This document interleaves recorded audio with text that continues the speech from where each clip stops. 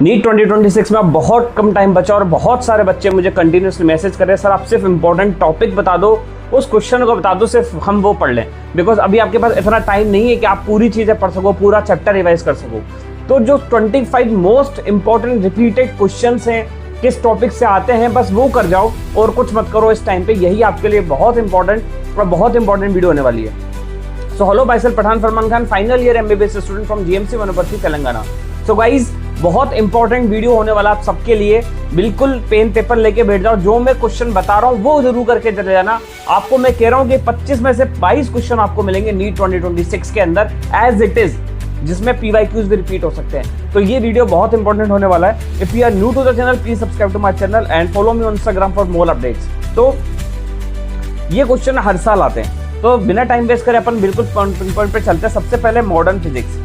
तो modern physics में आपको क्या क्या करना है, बोहर मॉडल सबसे पहले करना है। बोहर मॉडल करने का 2 रीजन है। यही क्वेश्चन आपको केमिस्ट्री में भी मिलेगा, यही क्वेश्चन आपको फिजिक्स में भी मिलेगा। बोहर मॉडल आपको हर हालत में करके जाना है। हर तरह का क्वेश्चन बोहर मॉडल को आपको आना चाहिए, बिकॉज ये क्वेश्चन डेफिनेटली आएगा, या तो फिजिक्स में आएगा या केमिस्ट्री में आएगा, लेकिन ये आएगा ही आएगा। जिसमें आपको एनर्जी निकालना आना चाहिए, रेडियस निकालना आना चाहिए, nth ऑर्बिट का इसके 2-3 फॉर्मूले वो याद होने चाहिए। रेडियस का भी फॉर्मूला है, आपका एनर्जी का भी फॉर्मूला है और वेलोसिटी का भी फॉर्मूला है। तीनों फॉर्मूले अच्छे से कर लेना। दूसरी चीज है डी ब्रोगली वेवलेंथ।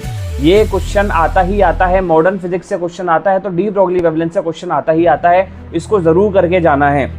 तीसरा है photo electric equation, EV0 = hν-5। Simple सी एक इक्वेशन है, उसको जरूर अच्छे से करके जाना, इससे भी क्वेश्चन आता है। चौथा है PN जंक्शन, बिल्कुल फॉरवर्ड बायस, रिवर्स बायस, इस पर भी क्वेश्चन आता है, एज इट इज करके जाना है। उसके बाद है लॉजिक गेट।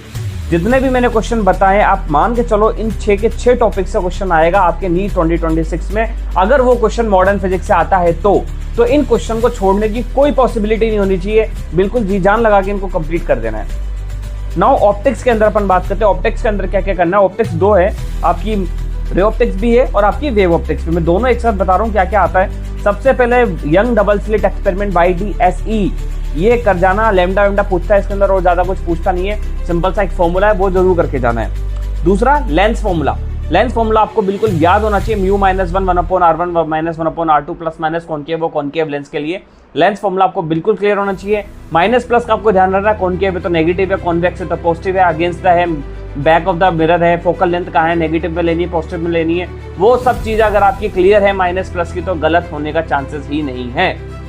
तीसरा क्वेश्चन कॉम्बिनेशन ऑफ लेंसेज। एक लेंस ये दे दिया, एक लेंस ये दे दिया, ठीक है। जैसे एक लेंस ये दे दिया, एक कॉनकेव वो कॉन्वेक्स कर दिया, ऐसे लेंस कर दिया, तो आपको वो क्वेश्चन आना चाहिए कि पावर जो होती है वो रिफ्लेक्ट माइनस होगी कि ऐड होगी, प्लेनो कॉन्वेक्स, ठीक है, कॉनकेव कॉन्वेक्स, कॉन्वेक्सो कॉनकेव, ये सारे आपको बिल्कुल क्लियर आना चाहिए कॉन्वेक्स लेंस के लिए।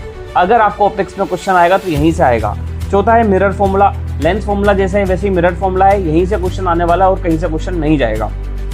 काइनेमेटिक्स के अंदर मैं आपको बता देता हूँ, जो क्वेश्चन हर साल रिपीट हो रहे हैं वो आपके रिपीट हो रहे हैं। Rain main problem, relative velocity के क्वेश्चन है रेन मेन प्रॉब्लम, और एक क्वेश्चन है रिवर्स स्विमर प्रॉब्लम, ठीक है। तो ये 2 क्वेश्चन है जिस पर क्वेश्चन आते हैं, और एक है आपका प्रोजेक्टाइल मोशन। इसमें मैक्सिमम हाइट, मैक्सिमम रेंज, ठीक है, बहुत सारे क्वेश्चन बनते हैं। मिड हाइट वेलोसिटी, वो सारी चीजें पूछ लेते हैं, तो वो चीज आपको बिल्कुल क्लियर आनी चाहिए। तो ये एक आपके लिए क्वेश्चन यहाँ से आ सकता है। उसके बाद centre of mass and rotational motion में आपको सबसे पहले बता रहा हूँ मोमेंट ऑफ इनर्शिया। बच्चे रोटेशन चैप्टर छोड़ जाते हैं कि यार इतना बड़ा चैप्टर है, इतना टफ चैप्टर है, क्या पता कोई टफ क्वेश्चन आएगा।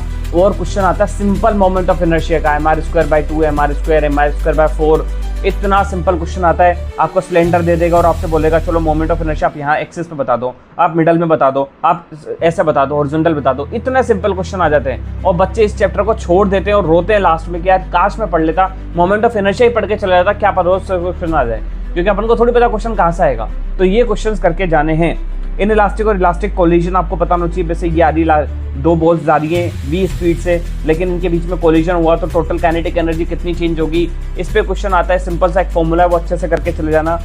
Momentum conservation, linear momentum conservation पे भी क्वेश्चन आता है, इसको भी अच्छे से करके जाना है। 3 क्वेश्चन मैंने आपको ये बता दिए।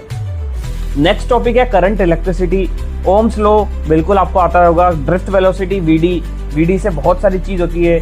IEMA, ठीक है, क्या क्या चीजें चेंजेस होती है ड्रिफ्ट वेलोसिटी से, उस पर क्वेश्चन आ सकता है। रेजिस्टेंट टेम्परेचर रेशो, ठीक है, रो रेजिस्टेंस, रेजिस्टिविटी और टेम्परेचर, इसका एक बहुत अच्छा आपका वो है पूरा क्लासिफिकेशन, उसको अच्छे से करके जाना है, क्या क्या चीज़ें इफेक्ट हो सकती है, क्या क्या चीज़ अनअफेक्टेड होती है।